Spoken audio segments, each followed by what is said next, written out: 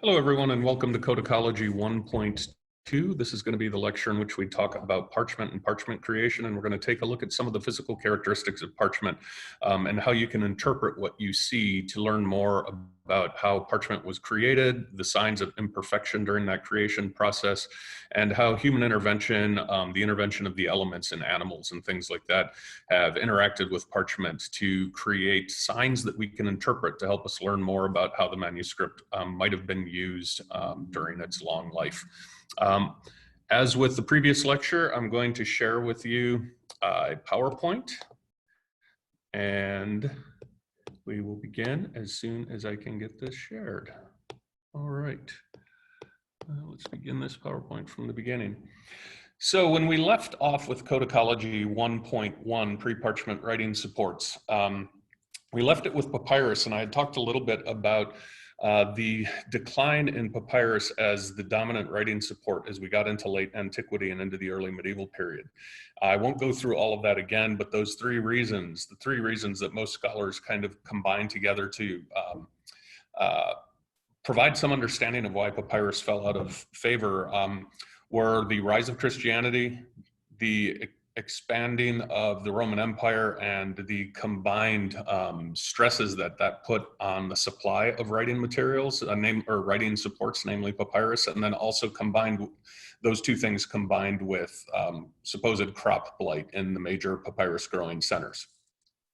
So that leads us to thinking about other forms of writing supports that would have emerged to meet the demand that scribes all over the Mediterranean basin and all over Western Europe, Eastern Europe, et cetera, would have faced in needing to write their documents.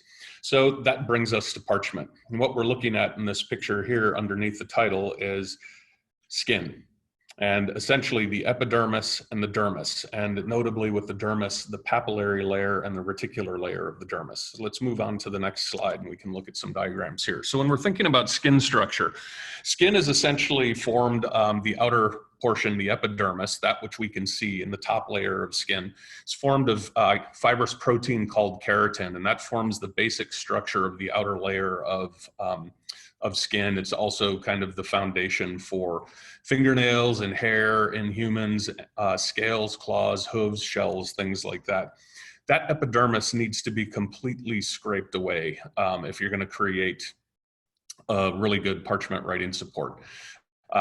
So that takes us down into the lower layers of the skin, and we basically have to get rid of the epidermis, get down to the dermis. And the dermis consists of two primary layers that we need to be thinking about here. The papillary layer, and the papillary layer is essentially this layer of loose connective tissue. And if you look at this top diagram, I have two diagrams for you. We're going to focus on the one on the top. If you focus on that top diagram, you've got the epidermis at the very top of that skin cube, and then underneath you have this purple shaded kind of uneven section. And those are called that purple area is called the dermal papillae. And those extend down from the epidermis into towards the actual dermis itself, weaving the epidermis and the dermis together and creating this nice little medium for the exchange of heat and temperature, fluids, etc. In addition to the dermal papillae, we also have the reticular layer, and that reticular layer is formed of collagen, elastin, and this thing called an extrafibrillar matrix. And basically that matrix is full of what's called ground substance. It's a gel-like mix of water, protein, and carbohydrate material. That layer, the reticular layer, also contains sweat glands, lymph vessels, the smooth muscle, and hair follicles. Now, when you're creating parchment, you need to scrape away not just the epidermis, but you have to scrape away pretty much the entirety of that papillary layer of the dermis, because that would then remove any of the pigmentation that's in the skin, creating a nice kind of evenly colored surface that you could then write on. So that leads us, there's a lot more that could be said about skin structure, but we're not going to go into that here. That leads us into why skin might have been used and how it developed. So the earliest confirmed documentary mention of parchment, or in Latin pergamena, came through Emperor Diocletian's Edict of Maximum Prices, issued in 301 CE. Now, this was a government document that was issued in the face of runaway inflation, and Diocletian used this. It's a fairly complex document, and the third part of this document actually lists maximum prices that the empire was going to allow on over 1,000 different commercial goods and services, ranging from clothes and food to the cost of travel. And it even provided maximum prices or maximum wages for different types of labor. So parchment was first mentioned there, but Pliny actually notes that parchment was being used much, much earlier than that. Reporting that it had first emerged in the city, the Asia Minor city, it's now in Turkey, of Pergamon in the 2nd century BC, in response to suspension of import of papyrus from Egypt. We're not quite certain what exactly during this period is meant by parchment or membrana. So we have these two different words for animal skin that is being used to be written on: pergamena and membrana. So in the 4th century CE, there's this change in manufacturing process. And we think this is where probably this nomenclature change happens. Prior to the 4th century, it's typically known as membrana. And those skins were treated with salt, flour, and other vegetable products. The modern form of creating parchment that subsequently is known as pergamena was treated instead with a chemical reaction that was initiated through a solution of water and lime. You can imagine that ancient skins, the ancient method of preparing skin with salt, flour, and other vegetable products might actually help contribute to the degradation of that form of parchment over time. There's a lot of organic material in there, flour and other vegetable products. The salt would help offset kind of the degradation of that. It would help preserve it for a little while, but wouldn't make it as durable and as long lasting as the modern method, which is treated through minerals. So it's kind of just a really, really quick overview of the actual reasons why we have seen this kind of change in development from the ancient method to the modern method. I want to walk you through kind of the practice of making parchment that would have been common in the Middle Ages and is indeed still common today, although with mechanical means. So if you've read the appropriate section of the Clemens and Graham textbook, and I really hope you have, they provide a great overview of this, but I thought we could review it here. So what's the first step that you need to take when you're going to make parchment?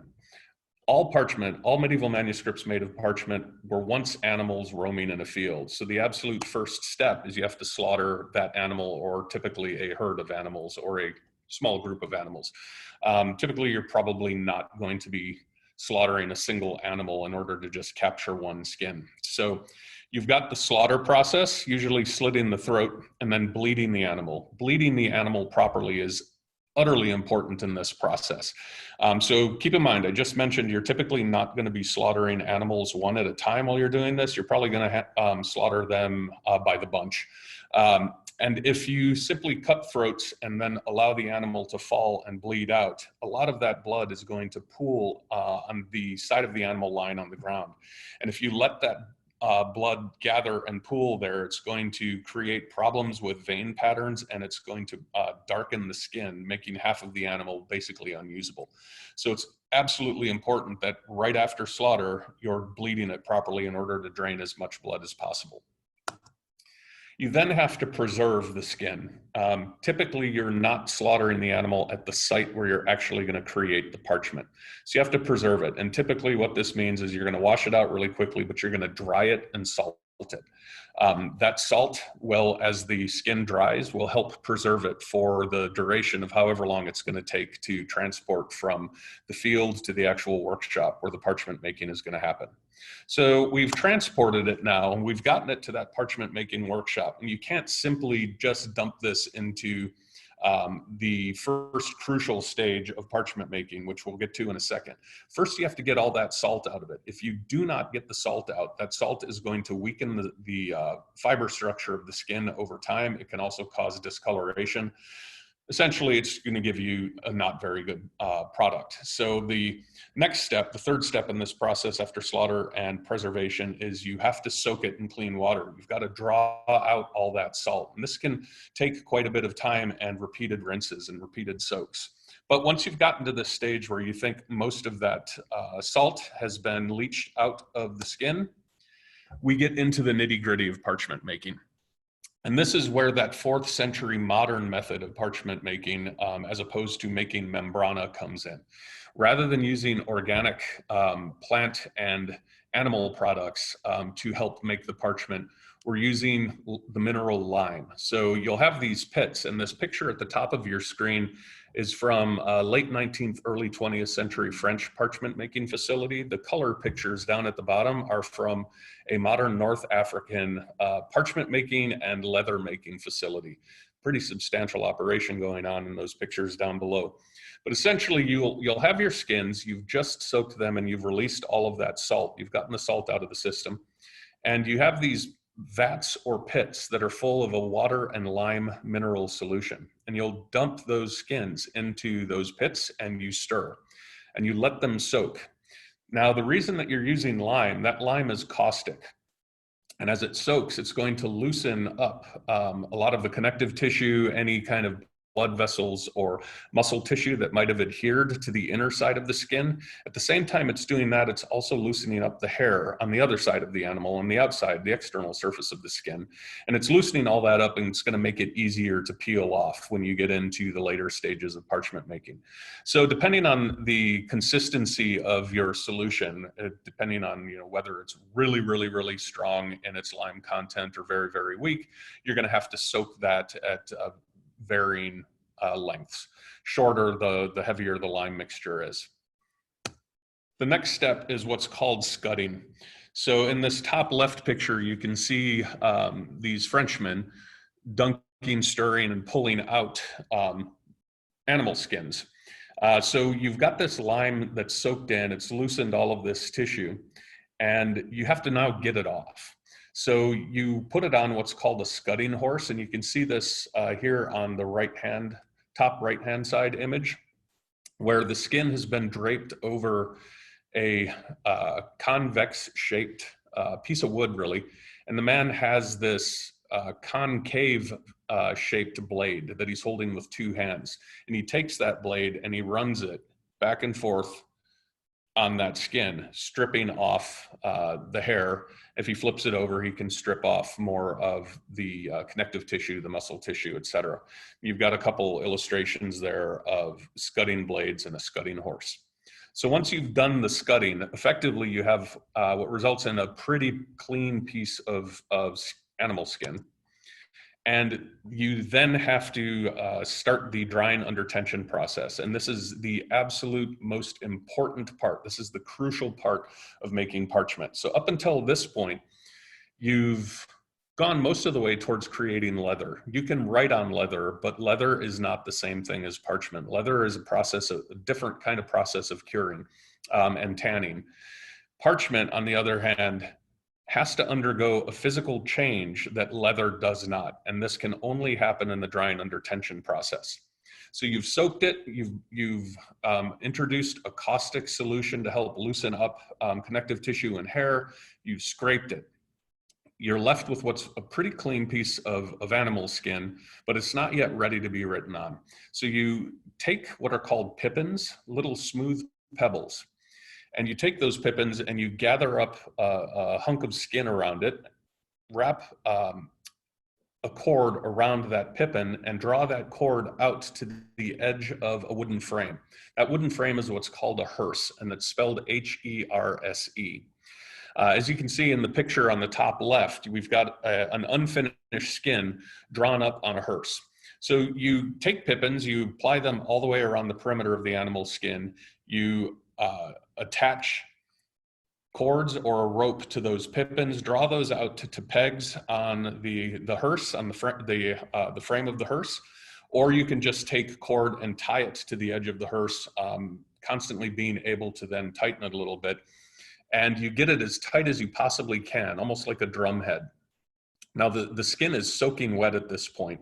And the process of stretching it in this way does a couple things. One, most crucially, it forces the skin fibers to actually go from this kind of hodgepodge. It realigns them and gets the fibers locking to create a really smooth, strong matrix for the ink to sit on when you want to write on it.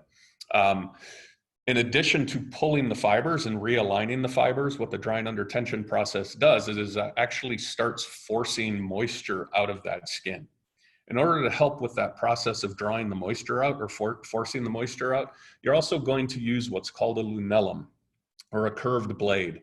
And we've got in the bottom right here, we've got pictures of different styles of lunella. And we have a picture of an early engraving, an early woodcut of a man using a lunellum to scrape parchment. So that blade can be a full circle, it can be a single kind of moon-shaped crescent blade. But what you're going to do with it is, as the skin is drawn taut in the hearse and turned into kind of a drum head, you're going to take that curved blade and you're going to punch the skin in short, sharp jabs. You're not going to draw it all the way down the skin. You're going to do sharp punches, working your way up and down that parchment skin. What that does is each punch at the point of impact forces moisture out of the skin, and at the same time, it's going to scrape off residual connective tissue, muscle tissue, anything that might still be on that manuscript skin or that parchment skin. I keep saying manuscript. It's about to be, not quite yet.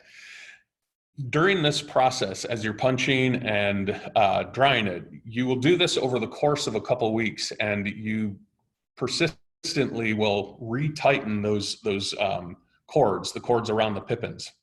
And that's going to continuously draw that skin tighter. And it's going to, again, realign those fibers, and it's going to make the skin thinner alongside with the actual scraping. Once it's completely dry, you let it stand dry.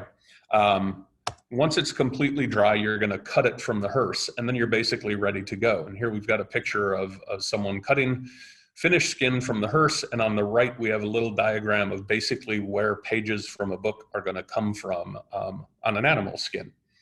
So that's essentially the parchment making process in a nutshell. There's a lot more to it. We're not going to hold you to the absolute science of all of this stuff and every last craftsperson technique. But we do want you to internalize the 10 steps that are involved with making parchment. So I've outlined them here again for you. Slaughter, preservation consisting of drying and salting the skin before it leaves the field, soaking it in clean water once it's at the parchment manufacturing plant, get that salt out, then soak it in the lime water solution to loosen up connective tissue, muscle tissue, blood vessels, any residual hair that might be on the skin. Then you're going to scud it. That's that first level of scraping. Step 6 is to repeat steps 4 and 5 as necessary. And typically you're probably going to have to maybe re-soak. You're definitely going to have to scud probably again. Then step 7, that crucial component, drying under tension. This is where you're going to make the skin structure change. You're going to get it thin, and you're going to turn it into a brilliant writing support. You re-moisten it, you rub it with pumice to kind of roughen the skin, give it a little bit of a nap, let it stand dry. Then you cut it from the hearse and you're ready to go. And you've got a sheet of parchment that is ready to go off to a scribal workshop. I'm not going to click through to these in this presentation. I'll provide you links for these through the Carmen site. I encourage you to go take a look at these videos. This top one is a BBC 2 video. It's about 4 minutes long, 4 or 5 minutes long, that kind of shows the modern process of making parchment. Most of this is very, very similar to what I just outlined. It just involves a couple machines that we wouldn't have seen in the Middle Ages on the actual soak process in the lime solution.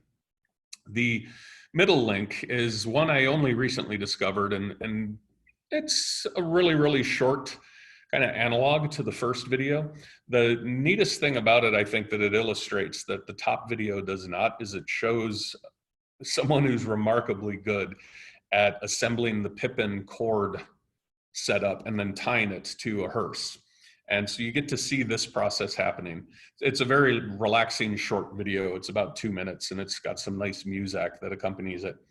The bottom link. Don't eat while you're watching this. It is a little bit gross. This is a clip from Mike Rowe's Dirty Jobs show when he went to visit Paragamena, a New York State based parchment manufacturer. And in this, we see Mike and the Paragamena worker dealing with skin imperfections, namely how to burst cow pimples when you're making parchment. This becomes a little bit important. I didn't just put this in there in order to gross you out. Skin imperfections are a very, very real thing in manuscripts. And we're going to take a look at some of the imperfections that we see and how scribes might have dealt with them and what kinds of evidence they might point out in manuscripts in the following slides. All of the following slides, by the way, are drawn from Ohio State manuscripts. So some of the natural defects that we see in parchment are hair follicles. And I wouldn't necessarily say that this is a defect. This is just part and parcel of it being skin. But one of the interesting things about being able to identify hair follicles and notice hair follicles is that you can often tell what animal was used to make the skin. Now, this might just seem like a bit of harmless trivia, but you can actually do a lot of scholarly damage with this kind of knowledge and build up a really nice picture of kind of the production of the manuscript. Very often, especially in the world of manuscript fragmentology, where we're dealing with incomplete manuscripts, we may not have a whole lot to go on that's concrete about where a manuscript was produced, when it was produced, how it was made, etc. So we have to compile a whole bunch of pieces of evidence related to the script of the manuscript, decorative qualities, the actual text itself, but then also very often the substrate, the physical substrate of what the text is written on, what the manuscript actually is. So in this case, the top two images here, I've got two very different kinds of parchment, although they may look the same to you. Each one of them has a different follicle pattern. On the left, we see follicles that are round to oblong and then somewhat spread out in comparison to the image on the right, where those follicle patterns, it's really not quite a pattern per se, but just this mass assembly of follicle on top of follicle. Each one of these is a very, very different kind of animal. On the left, we have calf skin. On the right, we have sheep skin. Now, this, again, may seem somewhat trivial to you, but when you're looking at, for instance, 13th century Bibles, very often it can be extremely difficult to tell the difference between, say, a mid-13th century English Bible and a mid-13th century French Bible. So in the absence of evidence, say, related to the illuminated style of the illustrations there, or very, very, very particular script features, because a lot of script, for instance, and a lot of the artistic styles used in England and France during the early and mid-13th century to create Bibles were very, very similar. Without really, really concrete information, it can often be difficult to know where a Bible was produced. However, lots and lots of English Bibles were produced on sheepskin because of how important sheep were to the economy of England. In contrast, most, if not the majority, not all, but probably the majority of French Bibles were actually done on calfskin. So if you can look at follicle patterns and determine, for instance, that this mid-13th century Bible was done on sheep, there's a really, really good chance that you're looking at an Oxford or a London-produced Bible as opposed to a Parisian Bible. This is significant because of all of the mid-13th century Bibles that survive, probably 80 to 90% of them are Parisian. So anytime you can ID one from outside of that center of book production, you're looking at really possibly interesting manuscript. So looking at a couple of OSU's manuscripts here, just take a second. What do you think is sheepskin and which do you think is calfskin? Thinking about what I just told you above, both of these look fairly different than what we're looking at above. But the one on the bottom left, you can tell from the follicle patterns at the extreme bottom of the page and then moving out towards the right corner, that's sheepskin. The more pronounced dot follicles in the image on the right are a clear indicator that that's calfskin. Another defect that you can often find in manuscripts are vein tracks and vein patterns. This isn't necessarily that unusual, but when you see vein tracks that are this pronounced, this is in a late 14th century manuscript recording the saint's life of St. Catherine. When you have vein tracts that are this pronounced, it's often a sign that the animal was not bled properly. This isn't necessarily going to lead you to great scholarly discoveries, but it is an interesting thing to note about a manuscript like this, because this is an illuminated manuscript that likely once was part of a much larger compendium of either saints' lives or a much larger prayer book. And when you're looking at defects like this, while it doesn't detract too much from the manuscript, the very fact that these vein patterns are there and are so apparent would have made this parchment lower grade parchment, therefore cheaper. So it can help us think a lot about kind of processes and economies of book production, audiences for the book production, who might have commissioned this. We're probably looking at a middle of the road, middle class devotional book as opposed to a really deluxe book of hours or prayer book or collection of saints' lives. So it's really important to kind of try to pay attention to damage patterns like this and inherent defects in the skin. Another thing you're liable to run across quite frequently is scar tissue. As I said at the beginning of this lecture, any manuscript on parchment that you're looking at is comprised of pages that were once part of animals running around alive in a field. And all animals are subject to insect bites, getting in tussles with herd mates, getting stuck by sharp grasses or thorns, and otherwise getting cut.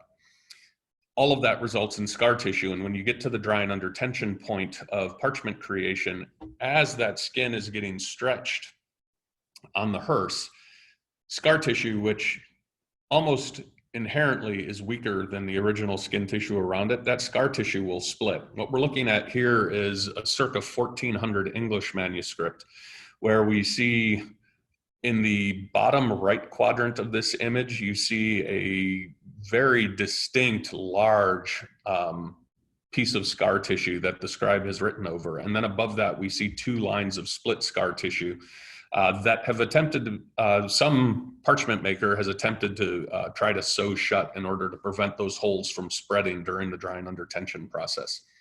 The presence of scar tissue is really interesting to look at in a lot of manuscripts because it forces all sorts of scribal gymnastics that can be really entertaining, but also very informative as to how scribes actually did their day-to-day work. The other thing that is very, very important about scar tissue, much like the vein pattern information I gave you in the previous slide, is the worse a manuscript page looks, the more functional it's going to be, the more working class, so to speak, the less deluxe. And so this actual manuscript, which we're going to get to grips with in a lot more detail in the Codicology 4 unit, was created very, very specifically for an active preacher or a priest who didn't want anything deluxe. He wanted something entirely functional. So the more functional, the cheaper you want it to be. You're less worried about damage, for instance. Another natural defect in parchment is going to be the contours from hips and shoulders, possibly the neck in really large format manuscript documents. But you can see down in the lower corners, left and right corners in this image, the contours that are left from where the person doing the skinning of the animal actually had to cut around the shoulder joints. Very often in manuscripts, these are cut away, so you have perfectly square pages. But with some degree of regularity, you can find manuscript pages that are preserving these contours. And another natural defect, the axilla area of the animal. So the axilla area, or the axillary area of an animal, is basically the breast and the belly, the saggy bits on the animal. And this is where the skin is less taut. It's much, much more irregular because it needs to expand with breath. It expands throughout the life cycle of the animal as it gets fatter or thinner. As a cow, for instance, gets pregnant, or a sheep or a goat gets pregnant, that skin expands and contracts quite a bit, and it results in skin structure that is much less stable than, say, skin from the sides or the back of an animal. When you're looking at manuscripts, you can very quickly and easily identify axilla area because you'll see distorted patterns in the follicles. You may see associated with that easier tracks in veining and other kinds of blood vessels. You'll also see inconsistency in the thickness of the skin. The axilla area, because it's a lot looser during the drying under tension process, it's going to become a lot thinner, and in many cases, it might even look translucent. Another characteristic of axilla area is that it might be a lot yellower and greasier looking. Sometimes it's even greasier feeling than the skin around it. Axilla area and pages that have substantial amounts of axillary skin in them are often things that would have been discarded by bookmakers making more lavishly produced books. The images that you're seeing here are both from relatively workaday texts. The one on the left is a collection of patristic writings, just a little compilation for monastic reading of sermons. And the one on the right is from a biblical concordance from a early 13th century English scholar's Bible. So something that would have been thumbed through quite a bit on a daily basis. Therefore, axillary parchment is suitable because it doesn't need to be deluxe. So we also have manuscripts where we have to learn how to deal with and recognize different kinds of damage that are not part and parcel of the skin structure of the animal itself. One of the most common you're going to see is water damage. This is really, really easy to identify. Basically, you're going to see running and discoloration and staining of the inks and pigments that are used to write and decorate the manuscript. You may see mold patterns develop, and as the parchment dries out, you'll start to see, one of the results you'll see will be cockling and often a brittleness in the parchment. Similarly, you're going to see brittleness and cockling come in through fire damage. The most obvious type of fire damage is where it utterly destroys the substrate, burns it up completely. We see here about half of a codex from the exterior edge in towards the spine has been burned away. This was in the Cottonian fire in the 17th century. The kind of damage that you're typically going to see if you were to say go through OSU's manuscripts, the kind of fire damage you're going to see very often will be things related to the dropping of little candlewick embers on pages, which create circular burn patterns where you'll have a little burnt hole in the parchment and then radiating patterns of heat damage coming out from around it. Other types of environmental damage. So this is a doozy. Simply put, this manuscript is just a mess. We have about 19 leaves from this manuscript, and maybe the first 6 to 8 folios are like these. And here we have a combination of a bunch of lovely conditions. So the exterior edges on the left and right have been chewed away by mice. The discoloration that you see, it's dark at the edges and it gets a little bit lighter and less apparent as you travel inward. That damage is essentially moisture damage from the mice urinating on these pages over a long period of time. And then that urine not just discoloring the pages, but drying out under extremes of humidity and temperature as the seasons fluctuate. That urine or the water, if it were water that were spilled on it, will react differently as relative humidity, relative atmospheric humidity, and temperatures change. So this has resulted in loss of text at the edges, a lot of discoloration, cockling, brittleness, all in all, a manuscript that isn't entirely pleasant to handle. One of you is going to have the extreme pleasure of working with this one in your in-person session for Codicology 1. We also have evidence of human interventions directly into the manuscript, and these can be really fun to try to interpret. So do you notice all of these little kind of somewhat concentric lines running up and down laterally on this manuscript? Those are striations from the lunellum blade as the parchment maker was punching that skin as it was drying on the hearse. You don't often see lunellum striations that are this pronounced in manuscripts, and it's very exciting for people like me to see this because it is physical evidence. It's a manifestation of the work of the hand of the person who created the parchment that was then written on by the scribe. It's really, really fascinating, and you can see the evidence of the tool work that goes into working on parchment. You then also have frequently acid burn. So most medieval ink that is used on parchment is by necessity acidic. It's made through a combination of using oak galls, or basically tree tumors, little growths that are on trees that are high in acid content, content, and you will then boil those down, mix them in water, possibly throw in some red wine, and then you throw in some iron vitriol, iron shavings. You stir all of that up, let it boil, and then let it cool down. And the more iron and the more gall that are in there, the more acidic that ink will get. You need that acidity because the ink has to burn into the skin a little bit in order to set. If the ink isn't acidic enough, it's just going to sit on the surface of the skin, and then you can flake it off. But in this case, what we see is an ink recipe that went wrong. It's much, much too acidic. And if it's too acidic, it's actually going to physically eat through the manuscript, and you're going to start seeing letter-shaped holes in the actual surface of the page.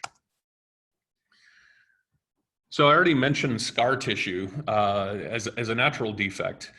But humans, the people who prepared manuscripts and who read manuscripts, liked to try to fix them. On the left, we see, really, this is probably not a scar tissue split. This was likely a little cut that happened either in the use of the book, or maybe someone in the preparation process, a knife slipped and created a little short tear on the margin. This has been stitched closed with thread. The right image, we see this pretty complex tear pattern with all these holes around it. Those are sewing holes, and they're oblong because this is scar tissue that split while it was being dried on the hearse and stretched on the hearse. And the parchment makers, in order to try to prevent that hole from spreading further, sewed it shut while it was still being stretched and dried. And so you can always tell whether sewing around a tear has been added during the drying under tension process or afterwards by the shape of the sewing holes. If they were added, if the sewing was added during the drying process, those sewing holes are going to be oblong because they stretch along with the rest of the skin. If they're perfectly round and very, very small, they're going to be sewing holes that were added after the production process once the parchment was dry. In this case on the right, what's really nice is they decided that the sewing didn't work. It had done its job in terms of not allowing it to split any further, but it was deemed possibly unsightly. At any rate, the sewing was taken out, and during the scribal process, a red frame was put around this in order to allow the scribe to know not to write over this, to serve as a signal that here's damaged tissue. Let's make sure we're not writing on top of it. Really, really bad tears or cuts that come in from the margin might be too hard, too time consuming, or too expensive to repair through something like sewing. So you're just going to simply throw a patch on it. And you can use any old scrap of parchment to do that. In this case, we have circa 1230 English Bible, where we've got this long tear that descends into the text block from the external edge.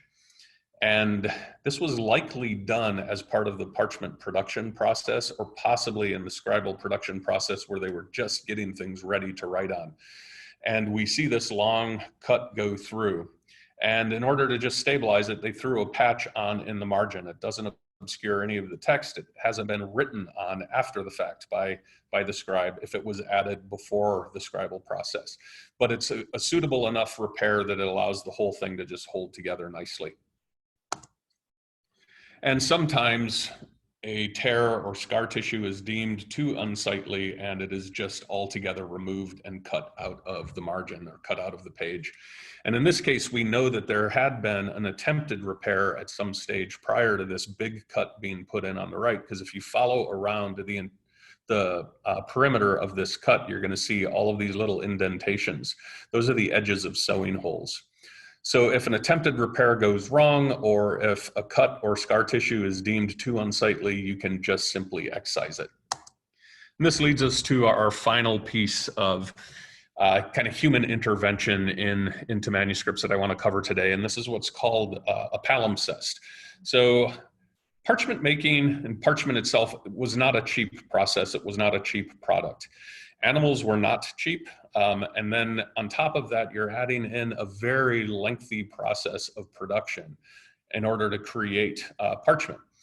So if you have a text that you no longer find usable, you're not simply just going to throw that manuscript away or consign it to a trash heap. You're going to try to reuse it. And a palimpsest is exactly that. It's when a new manuscript has been written over an old manuscript. And typically what's done there is the old manuscript is erased away. And because most of this parchment ink or ink used on parchment is acidic, you've got to actually scrape it away with a blade. So you erase as much of it as you can before you write the new text on it, but very often you've got the ghostly remains of the writing that used to be there. And in this case, what we have is a late 14th century manuscript. What you're looking at is musical text for multiple settings of the Gloria chant. But underneath it, if you look at the center of the page, running perpendicular to the text that we can read easily, you can see the ghostly remains of the text that once was there, which is 12th century choral text. So this was a very large format manuscript page that had music on it. When it was erased, it was then rotated 90 degrees on its axis and then turned into 2 pages of manuscript text. So that's the last component of damage that I wanted to bring to your attention today. You're going to have a chance to look at a lot of these manuscripts and to work on your own manuscripts in our first in-person sessions in week 2 of this course. And I look forward to meeting you all in person and to putting some manuscripts in your hands and letting you see what you can do with them. Thank you very much for your attention, and please feel free to call me or email me if you have any questions about Codicology 1 or Codicology 1.1 or the Codicology 1.2 lecture. Thank you very much.